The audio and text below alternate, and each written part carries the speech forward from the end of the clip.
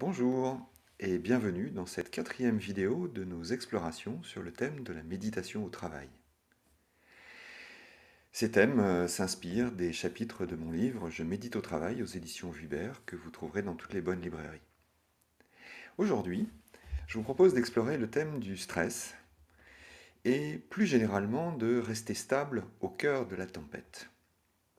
Beaucoup de tempêtes font rage dans notre quotidien professionnel et toutes ces tempêtes en fait sont liées à des changements.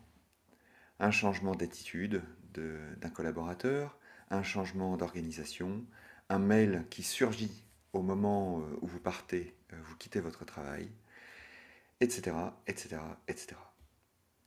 La vie est changement et donc ces changements sont tout à fait normaux. Heureusement que tout change.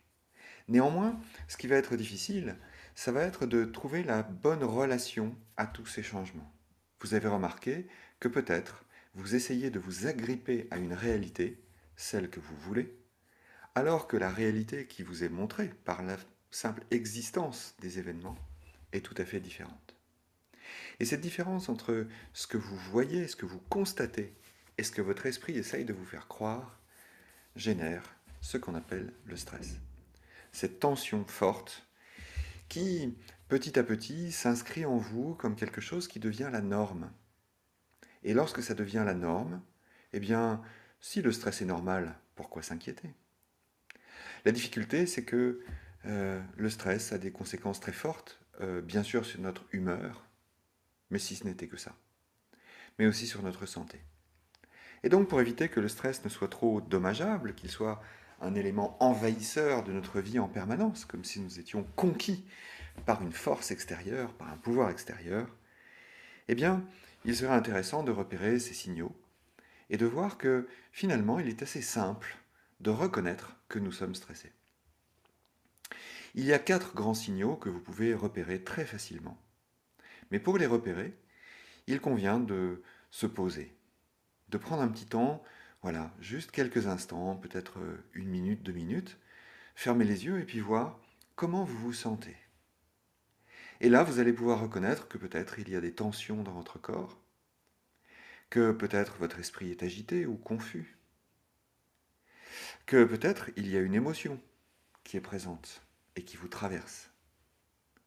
Et peut-être aussi qu'il y a des comportements particuliers qui vous amènent à vous agiter physiquement. Voilà, 4 signaux que vous pouvez repérer et vous trouverez le détail dans mon livre.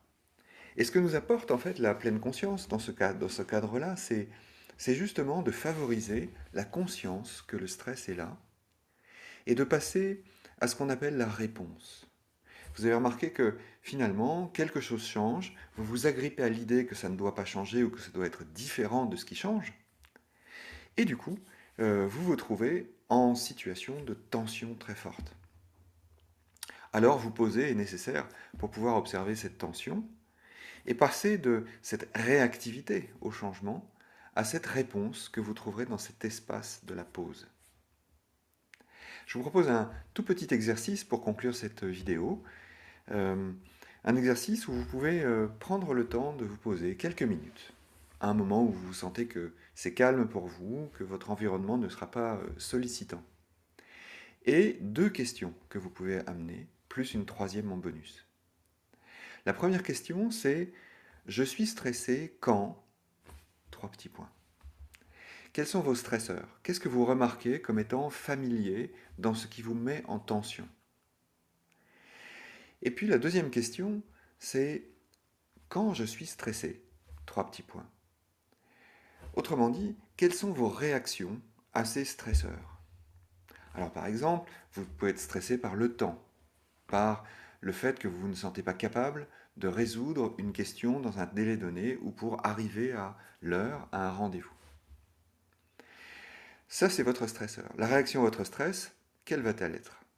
Peut-être des tensions au niveau du corps, peut-être un esprit qui s'agite, peut-être des ruminations, peut-être des questions sans réponse qui vont arriver dans votre esprit, peut-être une émotion de colère ou de culpabilité d'être en retard, peut-être une agitation physique qui fait que vous avez renversé votre café juste avant de partir pour prendre le bus en courant.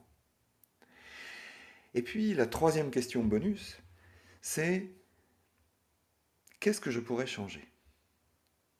Autrement dit, en ayant repéré vos stresseurs, en ayant repéré vos réactions au stress, eh bien, vous pouvez à présent décider de changer une petite chose dans tout cela.